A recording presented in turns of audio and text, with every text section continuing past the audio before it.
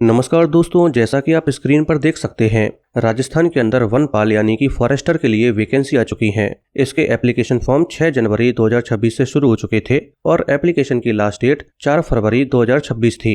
लेकिन अभी हाल ही में इसके एप्लीकेशन फॉर्म की लास्ट डेट बढ़ा दी गई है, जो 11 फरवरी 2026 है। तो अभी आपके पास समय है, आप इसका एप्लीकेशन फॉर्म भर सकते हैं। टोटल वैकेंसी 269 है, जिसमें से 46 वैकेंसी शेड्यूल्ड एरिया के लिए रिजर्व हैं और 213 वैकेंसी नॉन शेड्यूल्ड एरियाज में आई हैं।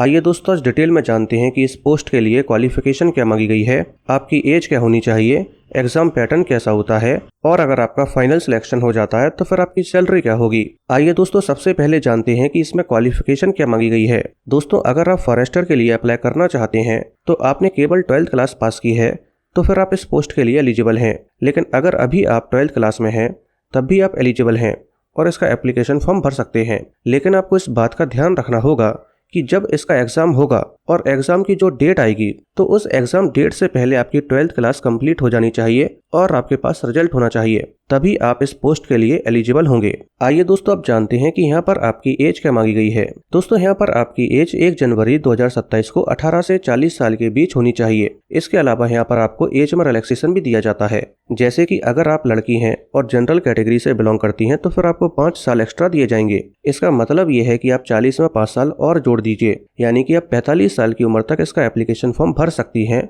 और एग्जाम दे सकती हैं। इसी तरह से अगर आप लड़के हैं और राजस्थान के मूल निवासी होने के साथ SC ST OBC EWS या बैकवर्ड क्लासेस से बिलोंग करते हैं तब भी आपको एज में 5 साल एक्स्ट्रा दिए जाएंगे। इसी तरह से अगर आप राजस्थान की मूल निवासी होने के साथ SC ST OBC अति पिछड़ा वर्ग या फिर EWS कैटेगरी से बिलोंग करने के साथ लड़की हैं तो फिर आपको एज में 10 साल एक्स्ट्रा दिए जाएंगे। इसके अलावा अगर आप विडो या डाइवर्सी विमेन हैं तो फिर आपके लिए कोई भी अपर एज लिमिट नहीं है। लेकिन आपको इस बात का विशेष ध्यान रखना होगा कि राजस्थान सरकार ने जो रिटायरमेंट की एज डिसाइड की है, आपकी एज उससे कम होनी चाहिए। इसके अलावा दोस्तों, यहाँ पर और भी कई कैटेगरीज दी गई हैं जिनमें एज में रिलैक्सेशन दिया जाता है, इसे आप स्क्रीन पर देख सकते हैं। लेकिन दोस्तों, आपको इस बात का विशेष ध्यान रखना है कि यहाँ पर टोटल 10 प्रावधान हैं जिनके अंदर आपको एज में रिलैक्सेशन दिया जाता है। लेकिन आप किसी भी एक प्रावधान के अंदर जो भी मैक्सिमम एज लिमिट है, आप उसका फायदा ले सकते हैं। अगर आप सोच रहे हैं कि किसी एक से ज्यादा प्रावधानों को मिलाकर आप ज्यादा से ज्यादा एज में रिलैक्सेशन ले लें तो ये संभव नहीं है। आइए दोस्तों, अब जानते हैं कि इस पोस्ट का सिलेक्शन प्रोसेस कैसा होता है। दोस्तों, यहाँ पर सिलेक्शन प्रोसेस 2 स्टेज में होता है। पहली स्टेज पर एक ऑफलाइन टेस्ट होता है और दूसरे स्टेज पर PET और PST होता है। आइए दोस्तों, दोनों ही स्टेज को थोड़ा सा डिटेल में जान लेते हैं। पहली स्टेज पर एक ऑफलाइन रिटन टेस्ट होता है जो MCQ फॉर्मेट में होता है। इसमें टोटल 100 क्वेश्चन होते हैं और टोटल नंबर भी 100 ही होते हैं, यानी कि हर एक क्वेश्चन 1 नंबर का होता है। और ये सारे question general knowledge, social studies, geography, history, art and culture, science, mathematics और करंट अफेयर से डील करते हैं। इस एग्जाम में आपको 2 घंटे का समय दिया जाता है और इस एग्जाम में नेगेटिव मार्किंग भी होती है जो 1/3 की होती है, यानी कि अगर आप 3 क्वेश्चंस गलत कर देते हैं तो फिर आपका एक सही आंसर भी गलत कर दिया जाएगा। अगर आप पहली स्टेज पर ज्यादा से ज्यादा नंबर ले आते हैं तो फिर आपको दूसरे स्टेज के लिए शॉर्टलिस्ट किया जाएगा और दूसरे स्टेज पर PET और PST होता है। ध्यान रहे दोस्तों, दूसरी स्टेज केवल क्वालिफाई नेचर की होती है, यानी कि आपको बस इसे केवल पास करना होता है। इसके मार्क्स मेरिट लिस्ट में नहीं जोड़े जाते हैं। आपकी मेरिट केवल और केवल रिटन एग्जामिनेशन से बनती है।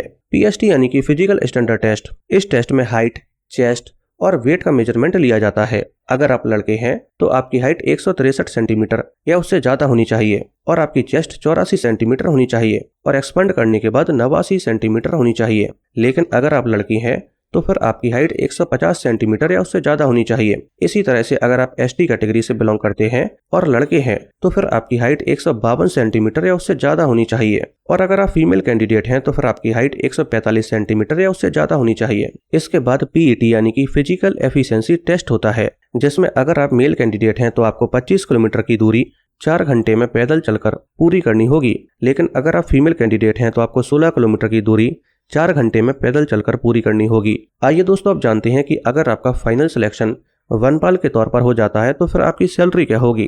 दोस्तों, अगर आपका फाइनल सिलेक्शन वनपाल के तौर पर हो जाता है तो पे लेवल 8 के अकॉर्डिंग आपकी पर मंथ सैलरी 40,000 रुपए से लेकर 45,000 रुपए के बीच होगी। दोस्तों, अब अगर आपको ये वीडियो पसंद आई हो तो वीडियो को लाइक करके चैनल को सब्सक्राइब कर लीजिए।